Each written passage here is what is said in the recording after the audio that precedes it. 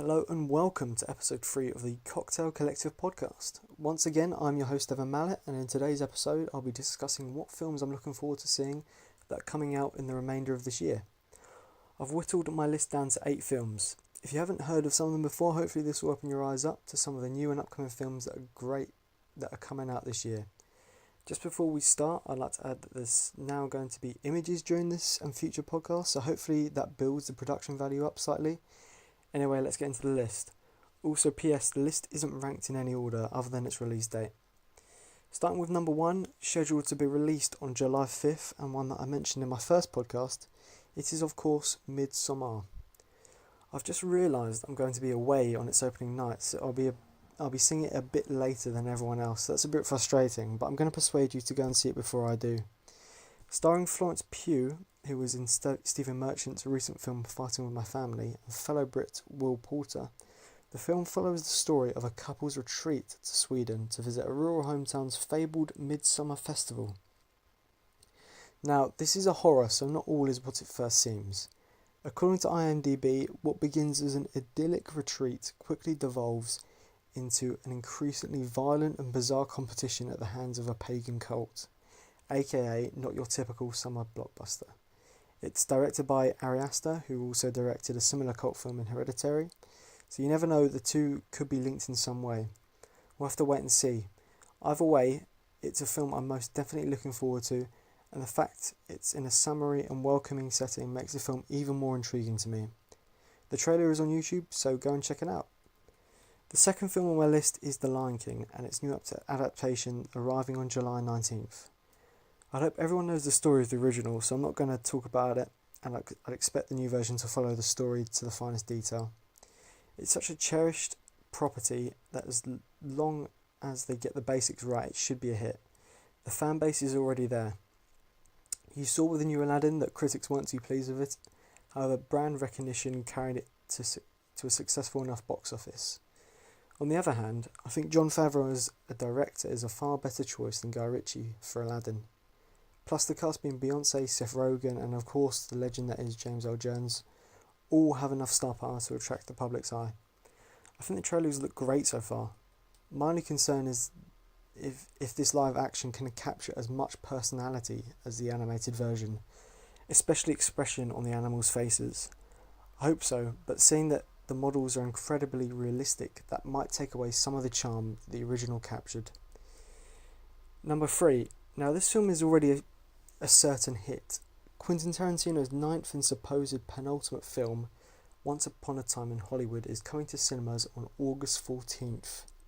The film revolves around a faded television actor played by Leonardo DiCaprio and his stunt double played by Brad Pitt, as they strive to achieve fame in the film industry. The film has already garnered rave reviews from critics. It currently sits on a very strong Metascore of 88 and a 9.7 IMDb user rating. The film has a star-studded cast, and I have little more to say other than it's going to be great, so look forward to that one. Now on to number 4. I'm going to be a bit predictable again and put It Chapter 2 next on the list. It's going to release on September 6th, and after the first film, I've been looking forward to this ever since. This film follows the protagonist's 27 years after their first encounter with Pennywise, and this obviously brings a new cast with it. Jessica Chastain and James McAvoy are great additions, and it shows the growth in horror's ability to attract big Hollywood stars. It'll be interesting to see how big of a shift in tone this film takes. The first film relied on its strong young characters and relationships to add to the horror, as well as the E.T./Stranger Things vibe, so will this film feel like a seamless transition into the characters' adult selves? We'll have to wait and see.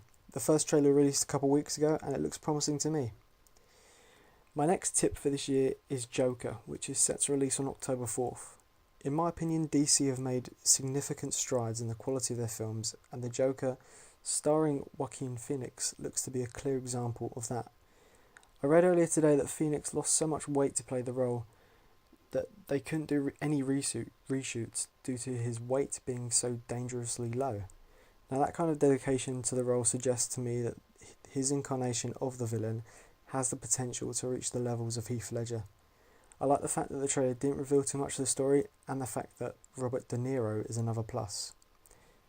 It's directed by Todd Phillips, and I did some research on him and was interested to find that his previous films are comedies, such as The Hangover and Due Date, so it'll be a good test to see if he can direct something more serious in tone.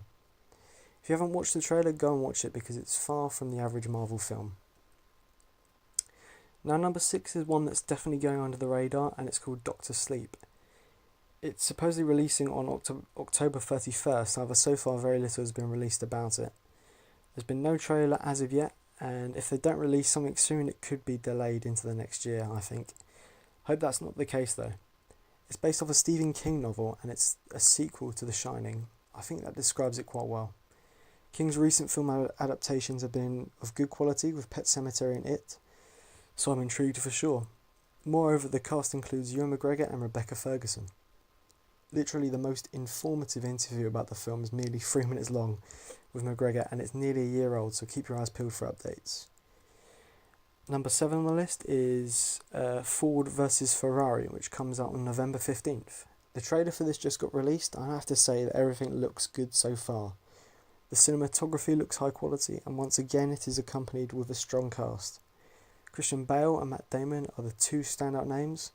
The title is rather self-explanatory in that it is set in 1966 when Ford built a race car to rival Ferrari at the historic Le Mans 24-hour race. Check out the trailer and see what you think.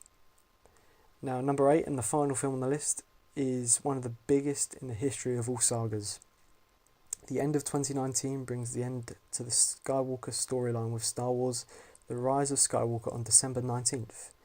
The Star Wars franchise has come under fire with their recent releases, however I'm confident that Disney and Lucasfilm have the right personnel to end 3 trilogies in a fitting way. J.J. Abrams is back directing, and I just feel that there's so much riding on this last film that they just have to get it right. So far I like the trailer they've released, and I hope that they can give the fan base what they deserve.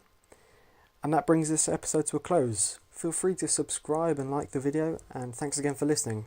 Hope you found some films in this list that intrigue you, and I'll see you on the next episode of the Cocktail Collective podcast. Thanks.